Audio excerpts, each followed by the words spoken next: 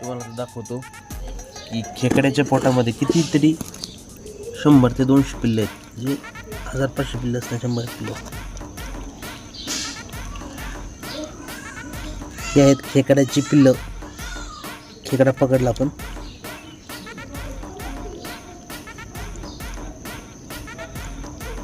गोड्या पाण्यातली हा खेकडा आहे, जो आपल्या घोडनदीच्या पात्रात सापडतो. आणि ह्या खेकड्याच्या पोटात सहज ओपन करून पाहिलं ते एवढी सारी पिल्लं आहेत, खेकड्याची पिल्लं. बऱ्याच जणांना माहीत नसतं खेकड्याची पिल्लं कुठं असतात.